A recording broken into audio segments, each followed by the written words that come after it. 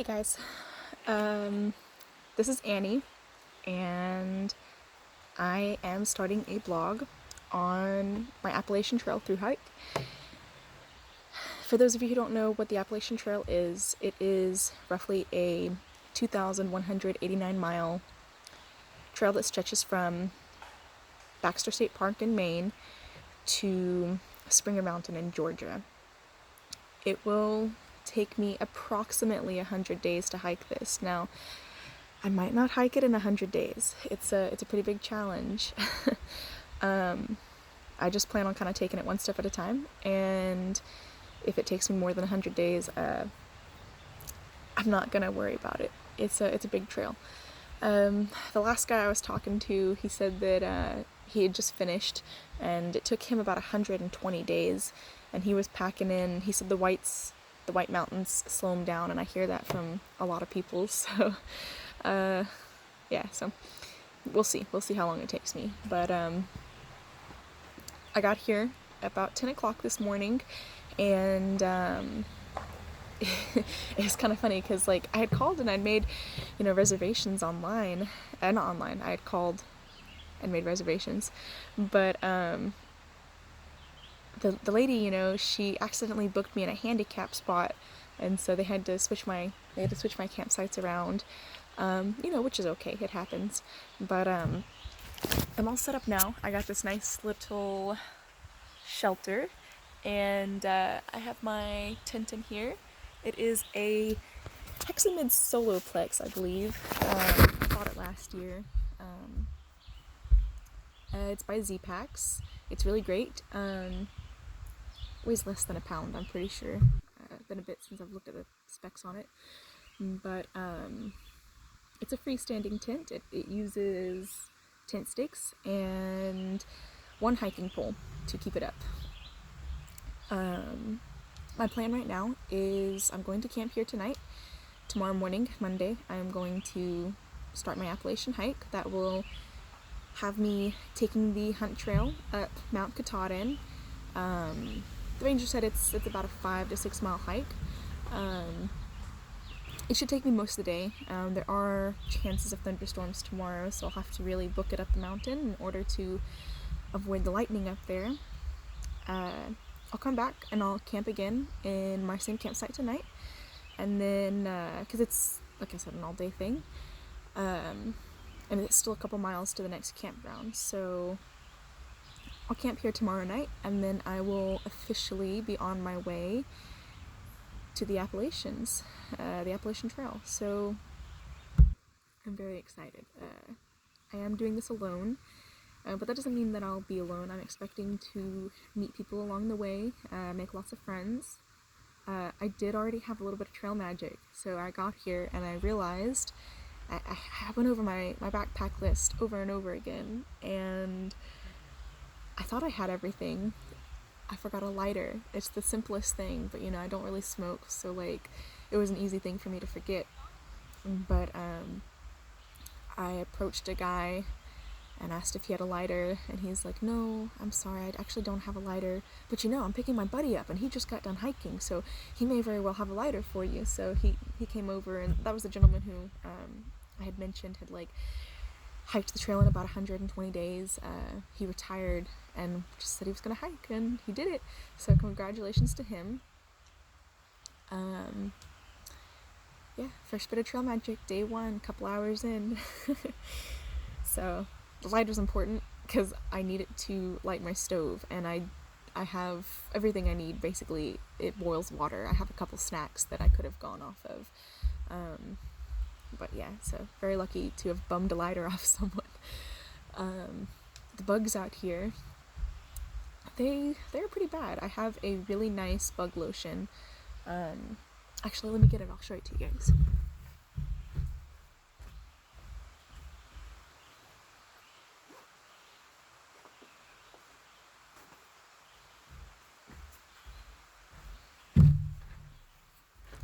Okay, so this is called Ultrathon, and I don't know if the camera is in focus or not, but it says here it repels against mosquitoes, biting flies, chiggers, deer flies, ticks, gnats, fleas, 12-hour protection. I swear by this stuff. I discovered it. I had a 5-day canoe trip down the Buffalo River a couple seasons ago, and it worked great. I mean, obviously there's lots of bugs that are on the river when you're canoeing, and they left me alone for the most part. And it's really water resistant. I would jump in the water and come out, and unless I had wiped my skin, the lotion would stay on there. It's pretty resilient to water. So yeah, again, it's Ultrathon. You can find it on Amazon. My dad was looking into it when I left for his work and everything. It's great. The bugs keep coming and like hovering near my face, but they're not actually landing on my skin. So I feel like it's working pretty well, because there's definitely swarms of them everywhere. Like, you'll see me like shoo them away, but they're not actually biting me right now, so that's nice. I'm already like I'm a very like go type person, and so I've already set my tent up, and I've already eaten. I've already thrown my bear line in a tree, getting ready for tonight, and I have nothing else to do for the next, I don't know, till the sun sets. It's 1:22 right now, and the sun won't really set until 8:30, so I'm just kind of chilling. It is beautiful out here. There's lots of animals, lots of wildlife. I'm excited to see moose. I haven't got to see any moose before. I haven't seen a bear before. I've hiked in black bear country. They're really not as dangerous as grizzlies or anything, but they still are no joke. Yeah, but there's lots of birds around right now, and bugs. So I did just mention, and just a few seconds ago it started sprinkling on me, so if you see me run, it might be because it was raining. But I mentioned there are bears out here, and they make you take lots of precautions against bears. One of those is hanging a bear line. What the bear line does is it hoists your food up into a tree, so that way the bear can't get to it. So it's supposed to be, let's see here. That's the tree that I put it in, right here. And I put it up on the top of this branch up here. And it's supposed to be 4 feet away from the tree, 10 feet high, and then it's supposed to have an additional 4 feet hanging from the branch above it, and that's to prevent, it's not just bears, you know, when I'm not hiking in bear country, raccoons are nasty little, I don't want to cuss, so I'll say varmint. I don't know who's going to be watching this, right, so I'll keep my mouth clean here. Yeah, raccoons are tricky little animals. Bears are dangerous, and so obviously you want to keep your food away from them, because that's what's going to hurt you. But I've had raccoons, when a bear bag was not hung properly, they have just obliterated. They will chew through anything. They took my father's iPod, and they like bit it and like threw it aside. Like, oh, it's not food. These wine containers, I'm pretty sure I accidentally at one point got a poor little raccoon drunk because they got into my bear bag, and they got this. And yeah, hang your bear bag properly, right? Because it's gonna keep you food safe. It's gonna keep you safe from bears. It's just better, right? Yeah. So basically, the point of the bear bag, you put all your food, anything smelly like toothpaste, deodorant. I'm not wearing deodorant out here because I'm gonna stink anyway. I'm not gonna be able to take a shower for like a week maybe at a time. I don't really know how long I'm gonna go without a shower. We'll figure it out. But yeah, deodorant, I was like, it's not worth it. I'm gonna end up stinking anyway. Extra weight. Anything that would smell, basically, put in the bear bag. I'll show it to you. I'll get it again.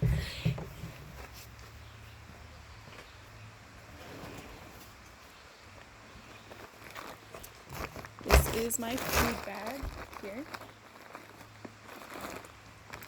It's got some little hooks here at the top, and a carabiner. So basically, you put everything in that you wouldn't want catching any animal's attention. If you have like Gatorade or flavored drinks, then you would put those in there too, because that can attract them still. And then you hoist it up in the tree, and you tie your line off to a nearby limb or another tree, or the tree itself that you hoisted the bag into. And basically that's so that the bears can't stand up and grab it and pull it down. And then it's supposed to be 4 feet away from the tree, because raccoons, they will actually go out on the limb or jump onto the rope, and then they will shimmy down the rope and get on your bag. So you're trying to make it as hard as possible for the bears and the raccoons and the whatever else is trying to take your food. My food bag here is made out of Dyneema. I'm pretty sure it's a Z-Packs food bag. I got the large size because, in the past I've had trouble putting all my food into my smaller stuffed sacks. So I went ahead and ordered this. I forgot I had ordered it, actually. I had ordered it along with a bathtub floor insert for my tent, which is basically just a tarp that goes inside my tent for when it rains, because my tent doesn't actually have a tarp floor. It has a bug net floor. I'll show you guys later. It's hard to understand if you don't know what I'm talking about. Maybe, I don't know. Maybe for my friends at work, because I know they were really curious about my gear, so I'm kind of explaining that for my friends at work, who told me they might be watching this, and they were just wanting me to kind of go over my gear. And it's day one and I'm bored, so that's kind of what I'm about to do. So get ready. If you don't want to listen to me talk about hiking gear, then you're at the wrong place. Yeah. So, hi! Yeah, so anyway. I'm drinking wine too, so, again, that's good. This is my tent here. So, I have the forward-facing camera on. It's a little hard to show you guys. I don't really know if I'll be pointing it in the right direction, so if you just... I'm trying. Okay, this is my first vlog here, so we'll see how it goes. The bottom of my tent, though, this is mesh, and it's rated really high. It's like... I don't know if that's even the proper term, honestly, but it claims that it keeps out lots of different bugs. It's harder for them to get through that. They're not able to make it through the netting, right? I've camped with it in sand, and the sand even, it doesn't go through the sand. Like, very, very little sand got in my tent, even though it's just a net. So it's woven really well. I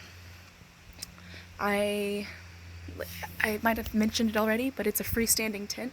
So basically, it has one pole right here in the center, and it comes down and it sticks into the ground. And then the rest of it is held up by these tent stakes. And I have some in every corner, kind of. The reason I did this, though, is because when you're hiking, you're carrying everything. There's other tents that maybe are easier to set up, or they would be easier for windy situations, rocky situations, but this one is really lightweight. It's under a pound, and personally, I don't want to have to carry anything more than what I have to. So I've been buying my gear for a bit now, and I've been trying to get good gear, quality gear. On the stuff that I didn't have to get expensive gear, I went ahead and got cheap, like my rain jacket. This is a Walmart rain jacket, which I'm gonna rant for a second, okay, because this pissed me off. I was literally cussing in the middle of the Walmart aisle because I was so mad about this, okay? I have rain gear. It's in storage, and I forgot to pick it up when I went to my dad's house. So, last minute, I had to buy a new rain jacket, which is okay. But normally I get my rain gear from Academy, you know, because it's just simple. You could go spend $20 and you can get a full rain suit, a rain jacket, and rain pants, and you're good. However, I went to Walmart because the town that I was in did not have an Academy, and REI was like almost 2 hours from me. So I'm standing in Walmart over in their camping section, and it is all catered to men. Who, God forbid, a woman go camping? Okay, like, I was so mad. They had medium sizes, large sizes, and extra large sizes men's rain gear. And then they had one frou-frou light blue rain jacket only for women. No pants, no rain pants, you know, because why would a woman need rain pants, right? Why? Like, and so I was looking at the kids sizes, and the kids sizes were too small for me by a lot. And I looked at the medium size gear that was in the men's sizes, and they were way too big. So I don't have rain pants. I know a lot of people actually, they do something, it's called a rain skirt. My friend David had one, and I just saw a female hiker walk by, and it's basically just it's a skirt, and it's like a poncho, and you just wrap it around and button it up, and it wicks the water off your legs. I don't really think I'll need rain pants, personally, unless it's raining really hard or if it's cold, but I don't expect it to get too cold right now. Hi! Hello, how are you? Oh,